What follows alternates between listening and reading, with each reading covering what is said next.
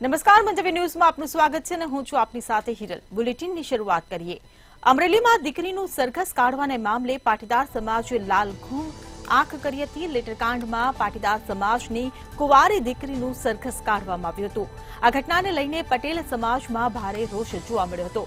આ મામલે જામનગરના પટેલ યુવા ગ્રુપે જિલ્લા કલેક્ટરને અને ગુજરાતના મુખ્યમંત્રી ભૂપેન્દ્ર પટેલને આવેદનપત્ર પાઠવીને નિર્દોષ યુવતીને ન્યાય આપવાની માંગણી કરી હતી।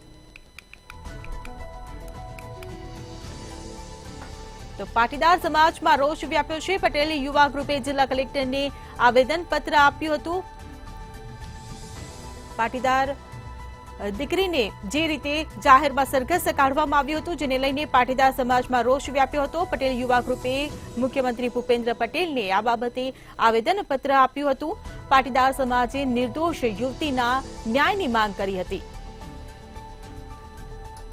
ત્યારે યુવતીના સરઘસ કાઢવા મામલે પાટીદાર સમાજમાં રોષ ભભૂક્યો હતો।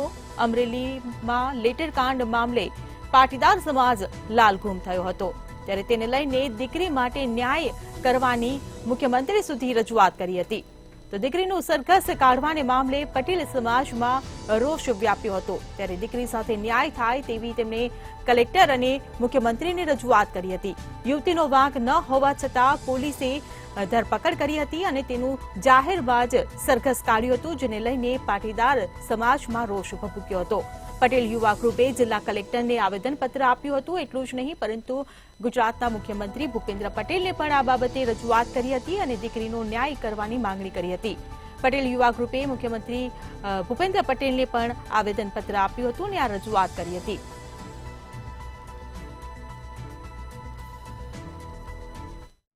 જી ચોક્કસ જામનગર શહેરના પાટીદારો છે તે લાલઘૂમ જોવા મળી રહ્યા છે। હાલ જે અમરેલી જે લેટર કાંડને લઈને સમગ્ર ગુજરાતના અનેક સમાજમાં જે ઘેરા પડઘા પડ્યા છે। નિર્દોષ જે દીકરી છે તેમને જેલ હવાલે કરવામાં આવી છે, પરંતુ ક્યાંક ને ક્યાંક જે લેટર કાંડને લઈને સમગ્ર જે પાટીદાર સમાજ છે તેમાં પણ રોષ જોવા મળ્યો છે। અને જામનગરમાં આજે પટેલ યુવા ગ્રુપ છે તે જામનગર કલેક્ટર કચેરી ખાતે આવેદન પાઠવવામાં આવ્યું છે અને મુખ્યમંત્રીને પણ પત્ર લખીને ન્યાયની માંગણી કરવામાં આવી છે। અને જે કુંવારી દીકરીનું રાતે 12 વાગ્યે લઈને જે સરઘસ કાઢવામાં આવ્યું હતું, જેને લઈને અનેક જગ્યાએ જે ઘેરા પડઘા પડ્યા છે। સમગ્ર ઘટના જે તેમના માલિકો કહેવાથી જે લેટરપેડ ઉપર તેનું લખાણ કરવામાં આવ્યું હતું, પરંતુ કયા આધારે જે લેટરપેડમાં ટાઈપ કર્યું અને દીકરીને જે આ રીતના જે સરઘસ કાઢવામાં આવ્યું, કેટલા અંશે જે યોગ્ય છે તે પણ મોટો એક સવાલ છે। અને હાલ સમગ્ર જે ગુજરાતની અંદર અનેક પાટીદાર સમાજ છે તેમને પણ રોષ જોવા મળી રહ્યો છે અને આ દીકરીને જે ન્યાય નહીં મળે ત્યાં સુધી અનેક જે આંદોલન પણ કરવામાં આવશે જેવી પણ આજે ચીમકી છે। અને હાલ જે પ્રકારે જે કાંડ છે તેમાં જે માલિકના કહેવાથી લેટર ઉપર જે ટાઈપિંગ કર્યું હોવાનું પણ જાણવામાં આવ્યું છે અને સમગ્ર ઘટનાને ન્યાય મળે તે માટે કલેક્ટર અને મુખ્યમંત્રીને આવેદન આપવામાં આવી રહ્યું છે।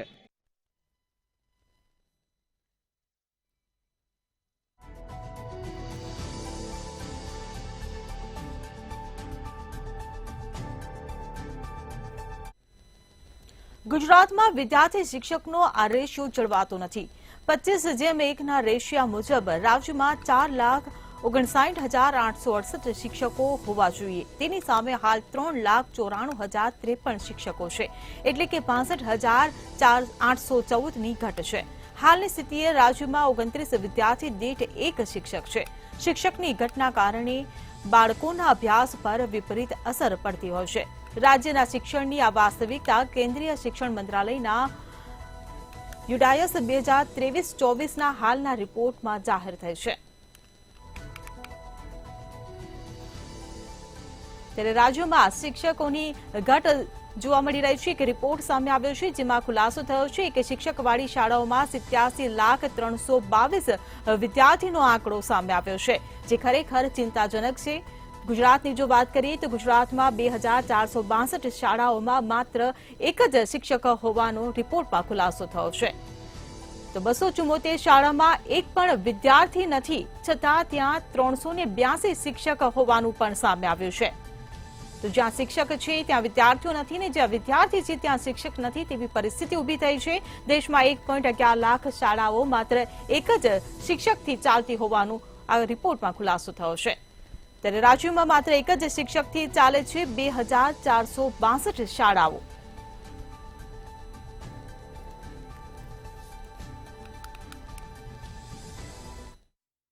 ભારત સરકારના શિક્ષણ મંત્રાલયની અંદર વર્ષ 2023-24ના રિપોર્ટમાં ગુજરાતના શિક્ષણ ઉપર યક્ષ પ્રશ્નો સર્જાયા છે। આંકડાની જો વિગત જોવા જઈએ તો ગુજરાતનો વિદ્યાર્થી હવે કેમ ભણશે તે પણ એક ચિંતાનો વિષય બન્યું છે। આપણે ખાસ જણાવી દઈએ કે ગુજરાતની અંદર 2400થી વધુ શાળાઓ એવી છે કે જ્યાં માત્ર એક જ શિક્ષક વિદ્યાર્થીઓને અભ્યાસ કરાવી રહ્યો છે। તો કેટલાક કિસ્સાઓની અંદર જો જોઈએ તો ગુજરાતની અંદર 4.59 લાખ એવી શિક્ષકોની સામે 3.94 લાખ શિક્ષકો જ અત્યારે હાલ શિક્ષણ વિભાગ પાસે ઉપલબ્ધ છે। એના કારણે શિક્ષણોના ભાવિ અંગે અનેક પ્રશ્નાર્થ ઊભા થયા છે। તો બીજી તરફ એક જ શિક્ષક હોય તેવી શાળાઓની સંખ્યા 87,000થી વધુ થવા જાય છે। આ જે ગુજરાતનું શિક્ષણ આમ જો જોઈએ તો 2400થી વધુ શાળાઓમાં માત્ર એક જ શિક્ષક અભ્યાસ કરાવે છે, તો સામે 274 શાળાઓમાં એક પણ વિદ્યાર્થી ઉપલબ્ધ નહીં હોવા છતાંય આવી શાળાઓમાં 382 શિક્ષકો પગાર પણ લે છે અને હાજરી પણ પુરાવે છે। ત્યારે શિક્ષણ વિભાગનું મેનેજમેન્ટ ખરેખર શંકાના દાયરામાં આવ્યું હોય તેવો ઘાટ ઘડાયો છે। આપણે ખાસ જણાવી દઈએ કે ગુજરાતનો એક પણ વિદ્યાર્થી શિક્ષણથી વંચિત ન રહે તે માટે ભાજપ સરકાર દાવો કરી રહી છે। ત્યારે પોતાના જ શિક્ષણ વિભાગની અંદર આવી પરિસ્થિતિનું નિર્માણ થવા પાછળ શું કોણ કારણભૂત છે તે શોધવું જોઈએ, મંથન કરવું જોઈએ અને વિદ્યાર્થીઓના ભાવિ સાથે ચેડા બંધ કરવા જોઈએ। કેમ કે શિક્ષકોની ઘટના કારણે નાના ભૂલકાઓથી માંડીને ઉચ્ચ અભ્યાસક્રમ સુધીના વિદ્યાર્થીઓને શિક્ષણ કેવી રીતે મેળવવું તે યક્ષ પ્રશ્ન સર્જાયો છે।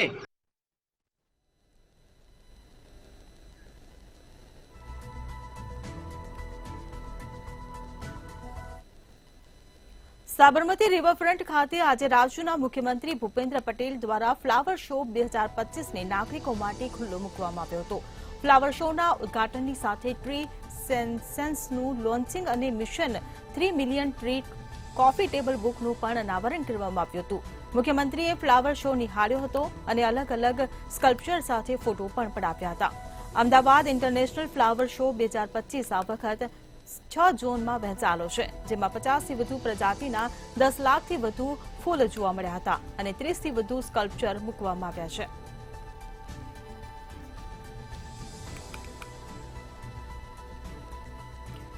તો ફ્લાવર શોનો આજથી પ્રારંભ થયો છે। ફ્લાવર શો 2025 પહેલી વખતે 6 ઝોનમાં વહેંચવામાં આવ્યો છે। ત્યારે મુખ્યમંત્રીના હસ્તે આ ફ્લાવર શો ખુલ્લો મૂકવામાં આવ્યો છે।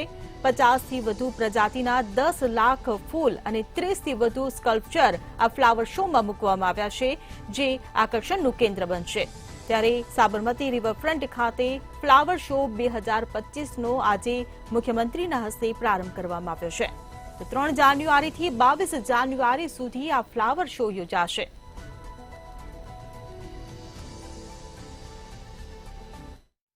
ચોક્કસપણે કહી શકાય કે અમદાવાદ મ્યુનિસિપલ કોર્પોરેશન દ્વારા દર વર્ષની જેમ આ વર્ષે પણ ફ્લાવર શો છે તે યોજાવા જઈ રહ્યો છે। ત્યારે સાથે વાત કરીએ તો આજે મુખ્યમંત્રી ભૂપેન્દ્રભાઈ પટેલના હસ્તે આજે ઉદ્ઘાટન છે તે કરવામાં આવ્યું હતું। ત્યારે સાથે સાથે વાત કરીએ તો 7 રંગોના 7 દરવાજા છે તે પણ બનાવવામાં આવ્યા છે અને અલગ અલગ થીમ પર ફ્લાવર શો છે તે યોજાવા જઈ રહ્યો છે। જ્યારે જાતે વાત કરીએ તો આજે નંદી ગાય છે, શિવજી ભગવાન છે, રામ સીતા છે, બગીચો છે, ફ્લાવર બુક છે, એવા અલગ અલગ નાનાથી માંડીને મોટા લોકો જોઈ શકે તેવા ફ્લાવર શોમાં આયોજન છે તે કરવામાં આવ્યું હતું। ત્યારે સાથે જો વાત કરીએ તો દેશ વિદેશથી ફૂલો છે તે પણ મંગાવવામાં આવ્યા હતા અને અલગ થીમ ઉપર આજે ફ્લાવર શો છે તે બનાવવામાં આવ્યો છે અને 15 કરોડથી પણ વધુ ખર્ચ છે તે કરવામાં આવ્યો હતો અને સાથે અલગ અલગ જગ્યાથી લોકો છે તે જોવા આવતા। સ્ટેચ્યુ ઓફ યુનિટી લોકો ન જાય તે માટે લાઇટોનું આયોજન છે તે પણ કરવામાં આવ્યું હતું અને આખા બગીચામાં ચાંદ છે, તારા છે, પૃથ્વી છે એવા આયોજન છે લાઇટિંગોનું સાથે આજે આયોજન કરવામાં આવ્યું હતું। અને સાથે જો વાત કરીએ તો અલગ અલગ થીમ પર આયોજન કરવામાં આવ્યું છે અને જ્યારે ટિકિટની વાત કરીએ તો ચાલુ દિવસમાં 70થી 80 રૂપિયા ટિકિટ છે તે રહેશે અને જ્યારે વીઆઈપી ટિકિટની વાત કરીએ તો 500 રૂપિયા ટિકિટ રહેશે અને શનિ રવિની જ્યારે વાત કરીએ તો 100 રૂપિયા ટિકિટ છે તે રહેશે અને નાના બાળકોની ટિકિટ છે તે 10 રૂપિયા રહેશે અને જે સ્કૂલના બાળકો છે તેમના માટે ફ્રી કરવામાં આવ્યું છે અને આયોજન છે તે ખૂબ સરસ કરવામાં આવ્યું છે। અને જ્યારે વાત કરીએ તો મ્યુનિસિપલ કોર્પોરેશનના હોદ્દેદારો છે તે પણ આજે હાજર રહ્યા। જી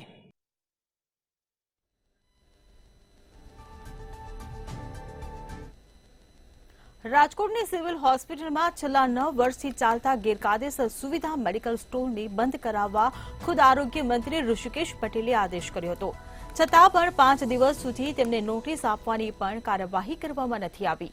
આ મામલે રાજકોટ સિવિલ હોસ્પિટલના હિસાબી અધિકારી અને પૂર્વ આરએમઓ ડોક્ટર મહેન્દ્ર ચાવડાએ તેમજ કોંગ્રેસ આગેવાન સંજય લાખાણીએ નિવેદન આપ્યું હતું.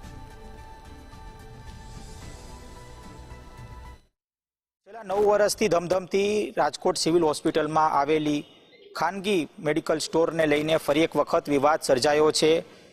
આરોગ્ય મંત્રી ઋષિકેશ પટેલના સૂચના બાદ પણ હજુ સુધી કોઈપણ પ્રકારની કાર્યવાહી નથી થઈ. એટલે કે આરોગ્ય મંત્રી ઋષિકેશ પટેલ દ્વારા એક સૂચના આપવામાં આવી હતી, જેઓ આ સૂચનાનું જે પાલન કરવામાં નથી આવ્યું.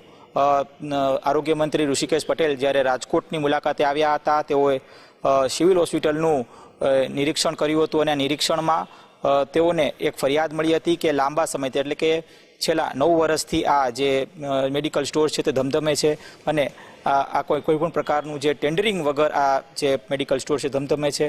આ ફરિયાદ મળતા તેમના તરફથી સૂચના મળી હતી કે આ જે રીટેન્ડરિંગ વગર કોઈપણ પ્રકારની ટેન્ડરિંગ પ્રક્રિયા વગર જ્યારે આ મેડિકલ સ્ટોર ધમધમે છે તેની જે કાર્યવાહી છે તે કરવામાં આવે અને આ જે મેડિકલ સ્ટોર છે તેને ખાલી કરાવવાની પ્રક્રિયા શરૂ કરવામાં આવે. છતાંય કોઈપણ પ્રકારની કાર્યવાહી ન થતાં ક્યાંક ને ક્યાંક ફરી એક વખત કોંગ્રેસ છે તે મેદાનમાં કૂદ્યું છે. કોંગ્રેસના આગેવાન સંજય લાખાણી સાથે મંતવ્ય ન્યૂઝ વાત કરી હતી અને કહી શકાય કે આ પ્રક્રિયા ક્યાંક ને ક્યાંક ખૂબ જ સહેલાઈથી પતી જાય, છતાંય જે સિવિલના જે સત્તાધીશો છે તે ક્યાંક ને ક્યાંક ઈચ્છતા નથી કે આ જે સિવિલનું જે મેડિકલ સ્ટોર છે, એટલે કે ખાનગી મેડિકલ સ્ટોર છે તેને ખાલી કરાવવામાં આવે. કારણ કે આ જે સિવિલની જે ખાનગી મેડિકલ સ્ટોર છે તે પૂર્વ કેન્દ્રીય મંત્રી ના ભાઈની છે, એટલે કે ક્યાંક ને ક્યાંક રાજકીય દબાવના કારણે આ જે સિવિલની આ જે ખાનગી જે મેડિકલ સ્ટોર છે તે ખાલી કરાવવામાં નથી આવતી. આવી પણ એક વિગતો મળી રહી છે. ત્યારે ચોક્કસથી આને લઈને અધિકારીઓએ સ્પષ્ટ કર્યું કે ટૂંક સમયમાં આ જે ખાનગી મેડિકલ સ્ટોર છે તેને ખાલી કરાવવાની જે પ્રક્રિયા છે તે કરવામાં આવશે. અને ખાસ તો લાંબા સમયથી ક્યાંક ને ક્યાંક આને લઈને અનેક રજૂઆત થઈ છે, છતાંય કોઈપણ પ્રકારની કાર્યવાહી ન થતાં ફરી એક વખત સિવિલ હોસ્પિટલ વિવાદમાં આવી છે. જી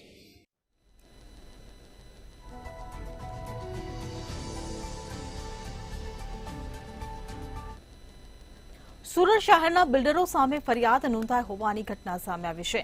સીઆઈડી ક્રાઇમ દ્વારા ફરિયાદ નોંધવામાં આવી છે, જેમાં આરોપી મનહર કાકડિયા, નરેશ શાહ, લોકનાથ ગંભીર અને પ્રકાશ આસવાની સામે ફરિયાદ નોંધાઈ છે. ઘટનામાં સુરત ડુમસ રોડ ઉપર એરપોર્ટની સામેની 5 લાખ વારની અંદાજિત 2500 જમીનને લઈને ફરિયાદ નોંધવામાં આવી છે.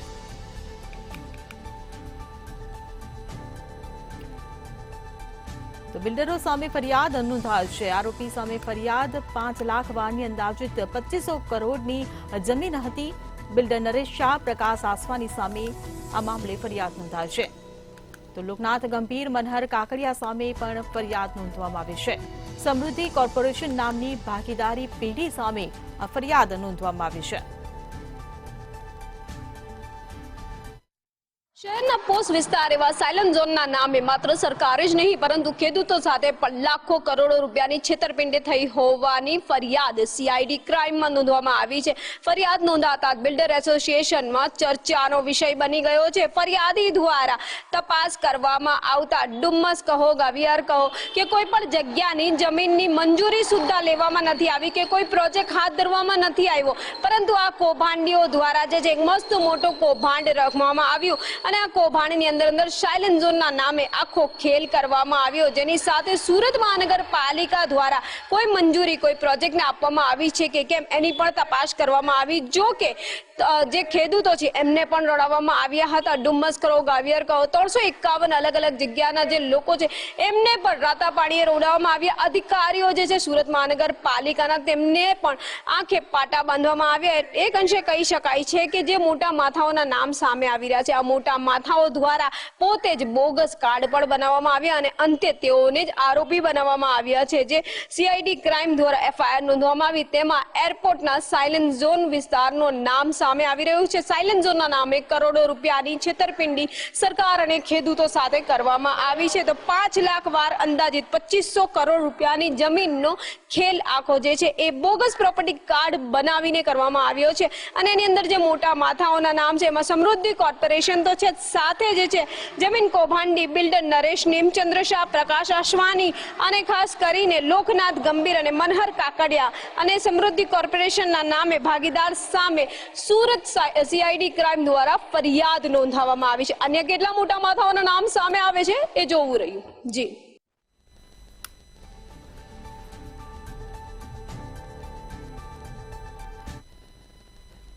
ભાવનગરમાં ડિજિટલ એરેસ્ટની ફરિયાદનો પ્રથમ આરોપી ઝડપાયો છે। દાહોદના સંજેલી ખાતેથી આરોપી ધનંજય પુરોહિતને ઝડપી પાડવામાં આવ્યો છે। ભાવનગરના વતની મયુર પટેલને ડિજિટલ એરેસ્ટ કરી આરોપીએ છેતરપિંડી આચરી હતી। મુંબઈમાં બિલ્ડરનો વ્યવસાય કરતા મયુર પટેલ પાસેથી 15 લાખ રૂપિયા ખંખેર્યા હતા। 2 મહિના પહેલા ભાવનગર સાયબર ક્રાઇમમાં આ મામલે ફરિયાદ નોંધાઈ હતી। પોલીસે આરોપી ધનંજય પુરોહિતને ઝડપી વધુ કાર્યવાહી હાથ ધરી છે।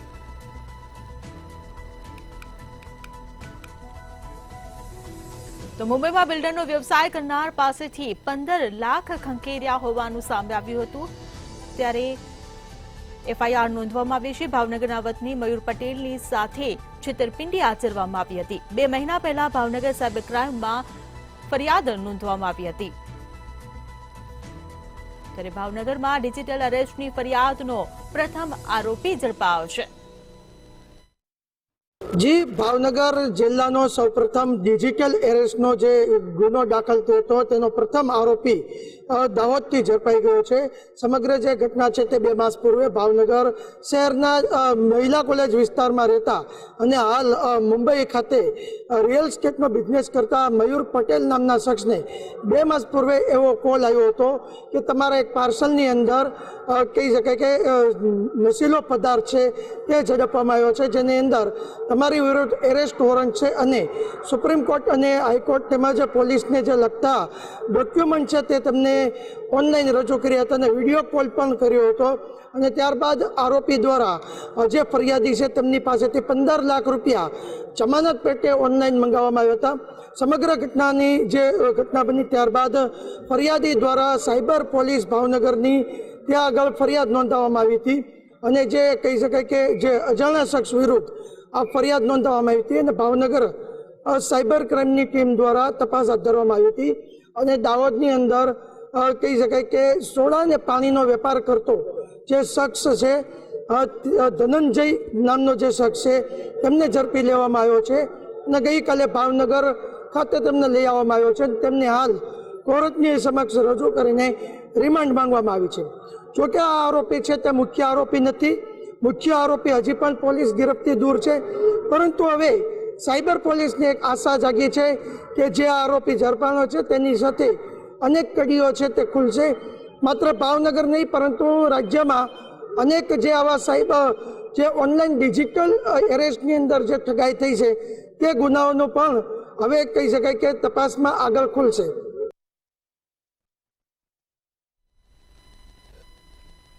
મહેસાણામાં બુટલેગરો બેફામ બન્યા છે। ગઈકાલે સાંજે જૂના પર ચોથી ઓળમાં રહેતા યુવકના ઘર પાસે આવેલા વાડા બાજુ રમેશ માળી નામનો બુટલેગર પોતાના ઇંગ્લિશ દારૂનો જથ્થો યુવકના વાડા આજુબાજુ મૂકી છુપાવતો હોવાથી યુવકે વિરોધ કરતા યુવક પર બુટલેગરોએ લાકડી અને છરી વડે હુમલો કરતા યુવક ગંભીર રીતે ઈજા પામતા તેણે 108 એમ્બ્યુલન્સ મારફતે મહેસાણા સિવિલ ખસેડવામાં આવ્યો હતો। બુટલેગરોના ત્રાસથી પાટીદારોએ એસપીને ફરિયાદ કરી। પાટીદારોની માંગ જગ્યા ખાલી કરાવો અને યુવાનને ન્યાય અપાવો। જ્યાં સુધી ન્યાય નહીં મળે ત્યાં સુધી જૂના પર ચોથી ઓળમાં રહેતા પાટીદારો, મહિલાઓ, ભાઈઓ બધા લડત ચાલુ રાખશે।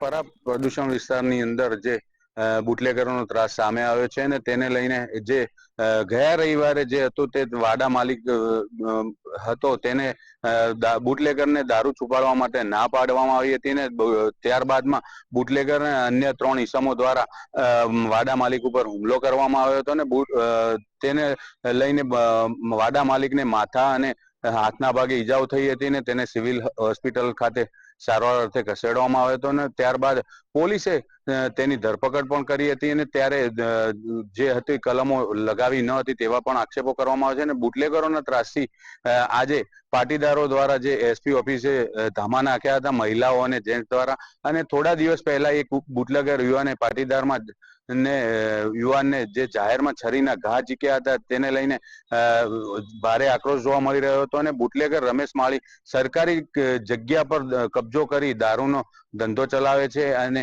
એ જ આરોપી બીજા દિવસે જાહેરમાં ફરતા પાટીદારો રોષે ભરાયા છે, અને પાટીદારોની જે માંગ છે જગ્યા ખાલી કરાવો અને યુવાનને ન્યાય અપાવો, જ્યાં સુધી ન્યાય નહીં મળે ત્યાં સુધી વરા વિસ્તારના તમામ પાટીદારો, મહિલાઓ અને ભાઈઓ દ્વારા લડતો ચાલુ રાખવામાં આવશે. અને તેને લઈને હાલ કલેક્ટરમાં પણ રજૂઆત કરવામાં આવી હતી, અને એસપી ઓફિસની અંદર પણ રજૂઆત કરવામાં આવી હતી, અને તેને સાથે સાથે એ ડિવિઝન પોલીસ સ્ટેશનની પણ પીઆઈ જે છે કેબી પટેલ તેમની પણ બદલી કરવાની માંગ ઉઠી છે. અને જો આ બુટલેગરોનો ત્રાસ ઓછો નહીં થાય તો આગળ લડત ચાલુ રાખવામાં આવશે હાલમાં તો. જી. જૂનાગઢ જિલ્લા કલેક્ટર કચેરીના કમ્પાઉન્ડમાં હવેથી દર ગુરુવારે બપોરે 4 થી 6 દરમિયાન ઓર્ગેનિક શાકભાજી, ધાણીનું તેલ તેમજ બીજી પ્રાકૃતિક ખેતી થકી ઉગાડેલી વસ્તુઓ મળશે. પ્રાકૃતિક કૃષિનો વ્યાપ વધારવા જિલ્લા વહીવટી તંત્રએ પહેલ કરી છે. જિલ્લા કલેક્ટર અનિલ રાણાવસિયાએ પ્રાકૃતિક કૃષિ હાટનો પ્રારંભ કરાવ્યો હતો. ખાસ કરીને કલેક્ટર કચેરીના અધિકારી, કર્મચારી સહિતના લોકો પ્રાકૃતિક રીતે પકાવેલા શાકભાજી સહિતની ખાદ્ય ચીજ વસ્તુઓની ખરીદી કરી શકે તે માટેનું આયોજન કરાયું છે.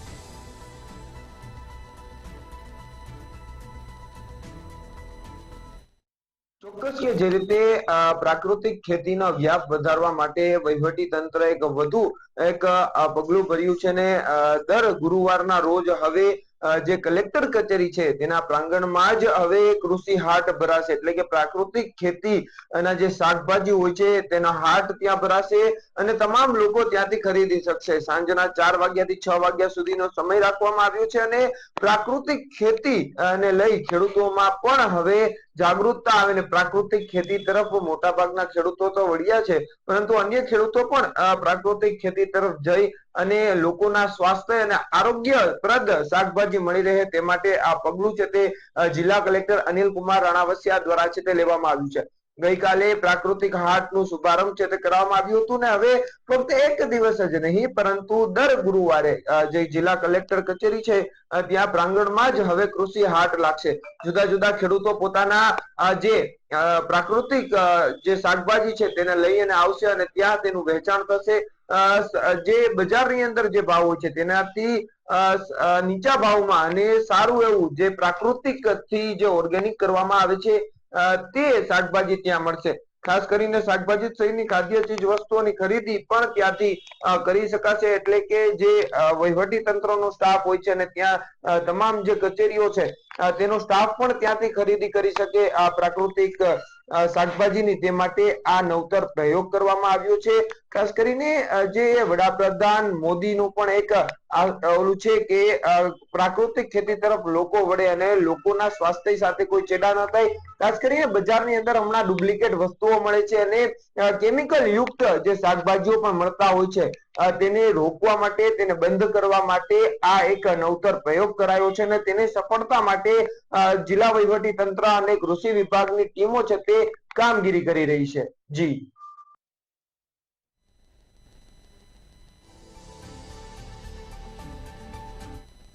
વડોદરા રેલવે કોલોનીના ક્રિકેટ મેદાનમાં દુર્ઘટના ઘટી હતી, જ્યાં લાઇટના હાઈમાસ્ટ કેસનું મેન્ટેનન્સ ચાલી રહ્યું હતું ત્યાં અચાનક હાઈમાસ્ટ કેસ પડતા કર્મચારી ઊભો ચીરાયો હતો. આ સાથે જ બનાવની જાણ થતાં ફાયર વિભાગનો કાફલો ઘટનાસ્થળે પહોંચ્યો હતો, તેમજ ફાયર વિભાગ દ્વારા યુવકના મૃતદેહને બહાર કાઢવામાં આવ્યો હતો.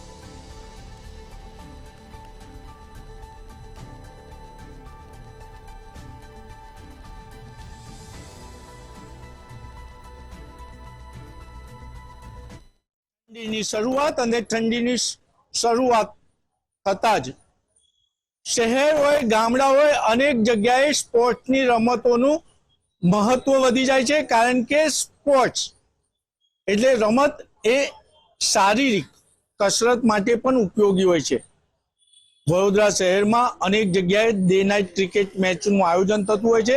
વડોદરા શહેરમાં પ્રતાપનગર પાસે રેલવે કોલોની આવી છે ને આ રેલવે કોલોનીમાં એક ક્રિકેટનું મેદાન છે. આ ક્રિકેટના મેદાનમાં ડે નાઇટની ટુર્નામેન્ટો રમાતી હોય છે.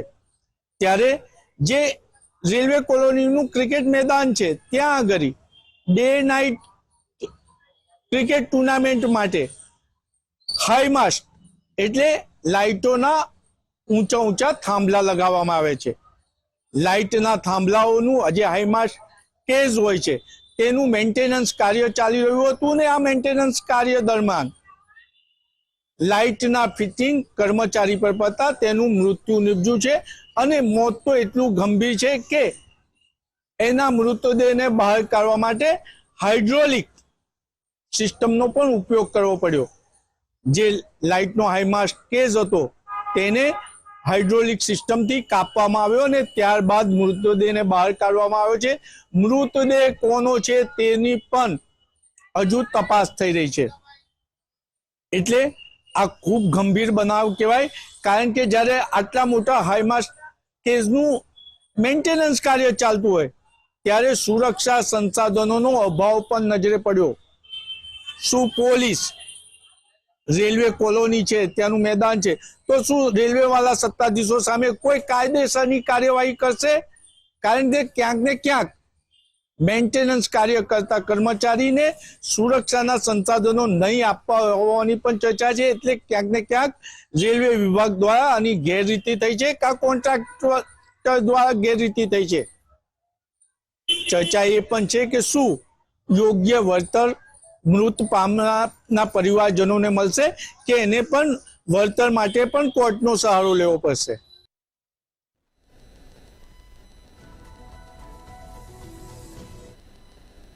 સિટી લાઈવમાં હાલ બસ આટલું જ. સમાચારોની અપડેટ માટે જોતા રહો મંતવ્ય ન્યૂઝ. નમસ્કાર.